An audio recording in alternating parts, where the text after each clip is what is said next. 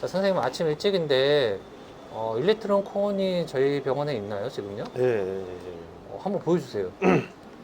고대 유물 같은 아. 전자선 콘이 있습니다. 자, 저희가 리니에이슬레이터가 없어가지고 실제로는 예전에 사용했던 거를 좀 보여드릴 필요가 좀 있습니다. 그래서 자, 토모에서는 전자선 치료를 안 하기 때문에 일렉트론 콘이 필요 없는데 저희가 여기 있네요. 자, 어이구 일렉트론 콘이 있네요. 잠깐 여기서 뭐 설명해 주실 거 있으시면 좋긴 한데 조용한 데로 가서 하시죠. 조용한 대로요? 네. 네, 좋습니다. 저 조용한 데는 신트실밖에 없네요. 네.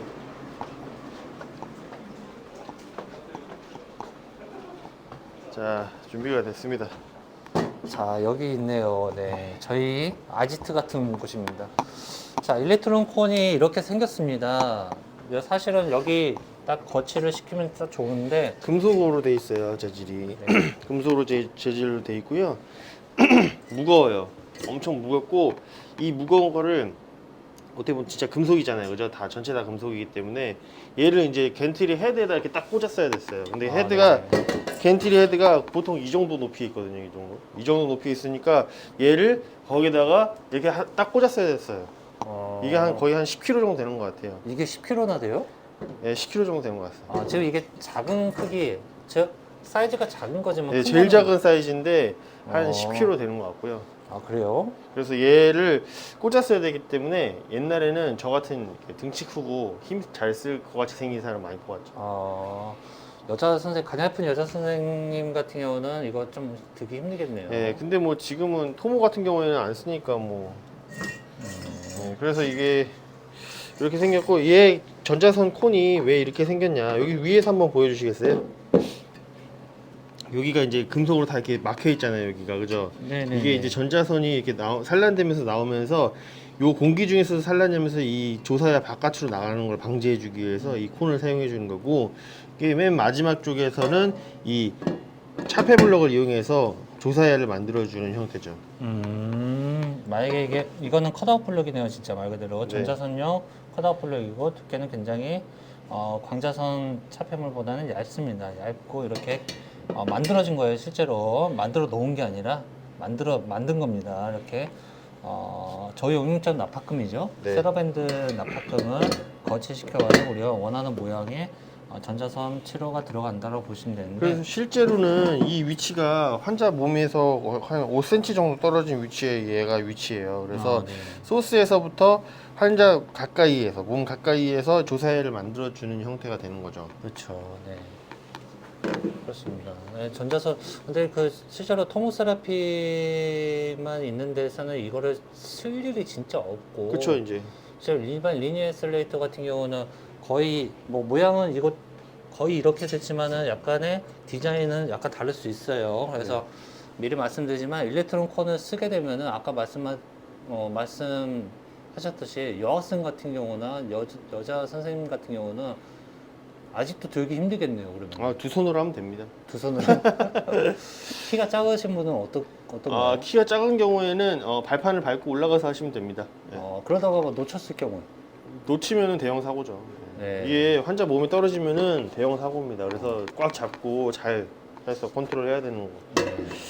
그래서 운동도 좀 필요하겠네요. 예, 뭐 옛날에는 뭐 이거 던져서 꽂았어요. 어? 던져서 꽂을 만한 건 아닌 것 같은데. 탁 던지면은 꽂혀 있죠. 아유, 그런 한참 날아다닐 때는 그랬죠. 네, 군대에서 거짓말 같은 얘기를 하고 있네요. 그래서 겐트리 헤드에다가 이렇게 탁 던지면 딱 꽂히고.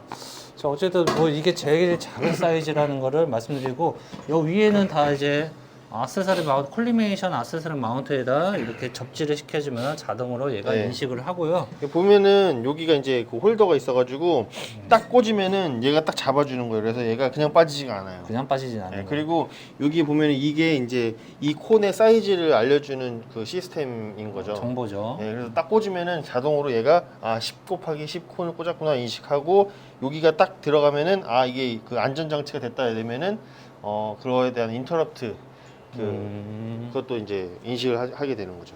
그렇죠. 이게 딱 꽂았는데 광자선이 나와버리면 큰일 나죠. 아, 그렇죠. 뭐 그런 게 안 되도록 이 시스템이 잘 되어 있습니다. 네. 그리고 만약에 근데 이거는 시스템이 돼 있지는 않죠. 예, 사실 걔는 안돼 만약에 있죠. 요거는 핸드메이드이기 때문에 만약에 요걸 사용해서 치료를 해야 되는데 이걸 까먹고 이거 얹어 있는 거 까먹고 이걸 사용했다.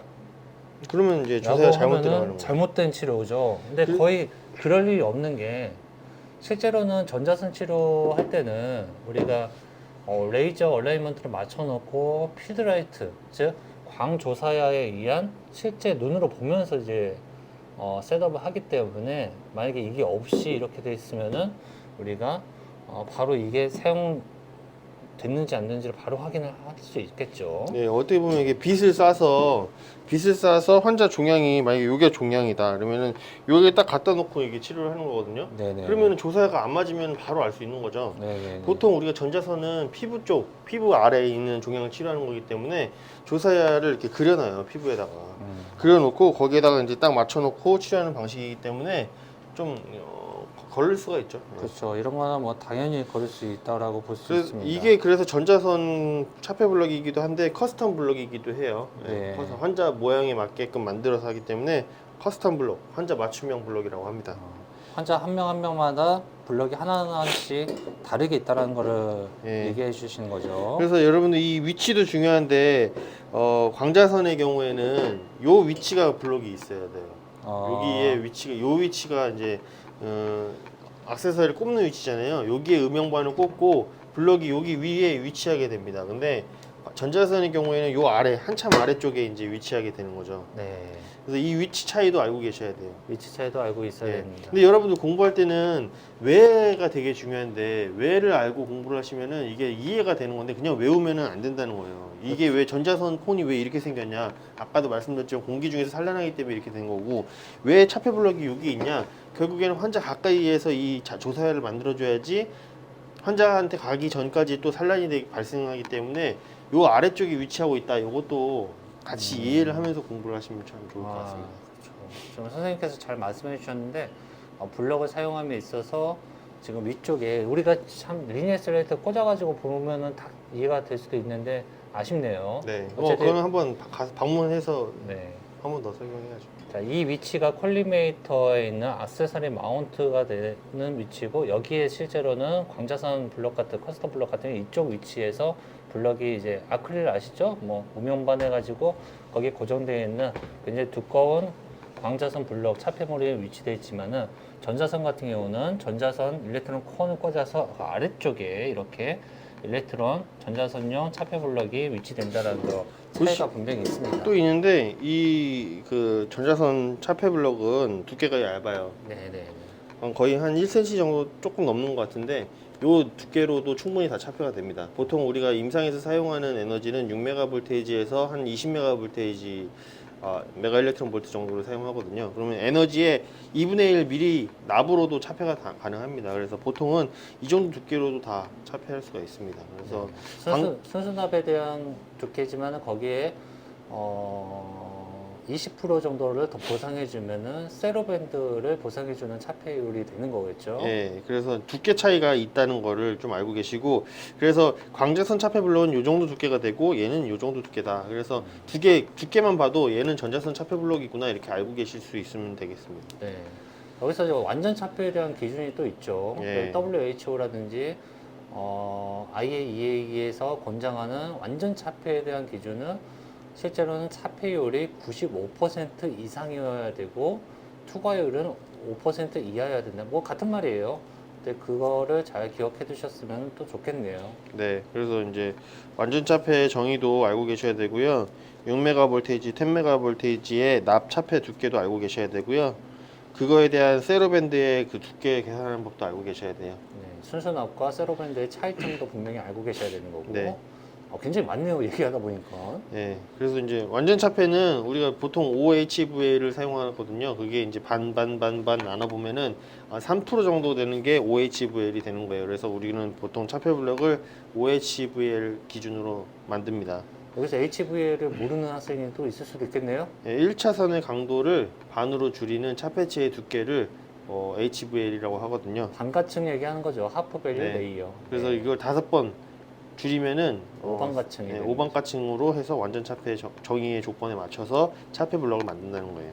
여러분들 지금 생소하다라고 생각하면 큰일 납니다. 반가층 잘 모르셨으면 다시 한번 찾아보시고 반선 치료 교재 보시면 5반가층에 대한 내기가 분명히 고정기구라든지 기타 보조기구 파트에 차폐 쪽에 있는 부분의 파트에 분명히 있습니다. 그래서 여러분들 꼭 이게 확인해 주세요. 보시면은 요번에 국시에서 많이 질문 받았던 내용들이 전자선 콘을 사용하는 게 이제 유방암 쪽에 사용한다 이렇게 많이 알고 계세요. 근데 맞긴 해요. 맞긴 한데 전자선 콘을 사용하기 때문에 유방암 치료가 그 전자선 치료다 이렇게 잘못 알고 계신 분들이 많더라고요. 근데 유방암은 어떻게 보면 피체표 쪽 치료이기 때문에 또 전자선은 이제 체표 쪽 치료하는 게 전문이기 때문에 그렇기 때문에 여러분들이 자꾸 헷갈린다고요. 근데 이제 사실상 유방암 치료는 광자선, X선으로 치료하는 겁니다. 접선 조사. 이쪽 방향으로 한 번, 이쪽 방향으로 한 번 해서 X선으로 유방 전체에 방사선을 주고 나서 종양이 원래 있었던 부위 있잖아요. 그 부위에 추가 조사를 하게 됩니다. 부스트라고 해서 그 원발 부위에만 전자선으로 추가 조사를 하는 거예요. 그러니까 접선 조사를 먼저 치료를 하고 나서 콘을 이용해서 유방 쪽에 원래 종양이 있었던 곳에서만 이런 방식으로 해서 추가 조사를 하는 거죠. 그러니까 유방암 접선 조사, 이문 조사는 광자선 치료가 아니다. 이렇게 잘 알고 계시면 좋을 것 같습니다. 유방 접선 조사는 광선 치료가 아니다. 광자선 치료다. 예. 광자선 치료고 접선 조사를 추가로 접선 조사 하고 나서 원발 부위에만 전자선 추가 조사를 한다. 네, 이렇게. 네, 그렇습니다. 여러분들 잘 상기시켜 주시고 광자선과 전자선을 이제 순차적으로 치료한다라고 보시면 되고 유방암이 무조건 전자선만 치료하는 거 아니다라고 말씀을 드리겠습니다. 그리고 그래서 여러분들 공부할 때 꼭 이거를 단정적으로 공부를 하시면 안 돼요. 피부 표면은 무조건 전자선이다 이래가지고 유방암은 전자선 뭐 이런 식으로 공부하시면 안 된다는 거죠. 네, 여기서 학생들의 요약 정리집 같은 거 있잖아요. 네. 아니면 뭐 학교에서 배포되는 이제 학기별로 학생들끼리 배포되는 그거 뭐라 그러죠? 그 핵심 정리? 핵심 정리 그리고 뭐 족보 네. 족보 같은 거 보시면은 요점 정리만 보시면은 단편적으로 알기 때문에 네. 이해를 한 다음에 그 요점 정리를 보셔야지 좀 더 학습 효과가 있겠죠. 네. 그래서 그거 말씀해 주시는 거고. 네. 어떻게 보면 이 정도 설명해드리면은 이 콘에 대한 충분히. 정리는 된 것 같습니다. 다만 좀 아쉽지만은 저희가 실제로 리니어 에셀레이터 꽂아가지고 필드라이트 광조사를 키면서 실제 보여드리는 거 좋겠지만은 저희가 자체적으로 참고되는 자료를 이제 다른 그 영상을 통해서 확인해 주시면 좋겠고요. 유튜브 같은데 이제 검색하시면은 일렉트론 콘에 대해서 외국 사람들이 많이 이렇게 올라온 것도 많이 있더라고요. 그래서 그거 참조하시면은 이 일렉트론 콘이 실제로는 어떤 식으로 사용되는지를 충분히 이해하실 수 있을 거라 생각됩니다. 자, 오늘 여기까지 할까요? 네. 네, 일렉트론 콘에 대해서 간편하게 리뷰를 해봤고 실제로 저희가 리니어 에셀레이터를 가지고 있는 장비를 가지고 있는 병원에 방문하게 되면 좀 더 디테일하게 설명을 드리도록 하겠습니다. 하나 더 네. 하나 더 있습니다. 어떤 거요? 전자선 콘을 꽂고 나서 네. 얘는 기법이 SSD 기법입니다. SSD. 그쵸. 중요하죠. 스킨 쪽에다 맞춰서 하기 때문에 네. 소스 스킨 디스턴스를 맞춰서 치료하는 기법입니다. SAD 기법이라고 하면은 무조건 틀리는 거죠. 중심축이고 네. 그거는 중심축인데 얘는 회전 중심축이 아닌 환자 체표면을 기준으로 하는 방식이에요. 그래서 아이소 센터를 체표면에 갖다 놓고 치료하는 방식인 거죠. 여러분들 잘 기억해 두셔야 돼요. 전자선은 무조건 SSD법이다. 그리고 광자선 같은 경우는 기본적으로 STD, SAD법이지만은 SSD법도 사용할 수 있다. 그래서 이 전자선 콘이 SSD 기법으로 해서 여기다 딱 SSD 100을 맞춰놓고 치료를 하잖아요, 그죠? 네. 얘가 만약에 회전 조사를 한다고 해보세요. 돌았어. 엉뚱한 데 치료받는 거예요. 엉뚱한 데 치료받는 거죠. 이게 SAD가 안 된다는 거죠. 이게 갭이 생기는 거죠. 회전 조사 이렇게 회전 조사하면은 엉뚱한 데 방사선이 들어간다는 거죠. 그러니까 얘는 SSD 기법으로 치료한다. 그렇게 하기도 힘들죠. 예. 만약에 그런 사진 같은 거라든지 영상 같은 게 있으면 그거는 거의 연구용이라고 보시면 되고 그런 가능성에 대한 실험 연구라고 보시면 되겠어요. 실제 임상에서는 사용하지 않는다. 요거까지만 설명하면은 전자선 콘은 끝인 것 같습니다. 예. 네, 감사합니다. 오늘 설명 네, 감사드리고요. 고생하셨습니다. 다음에 또 뵙겠습니다. 네. 무거워.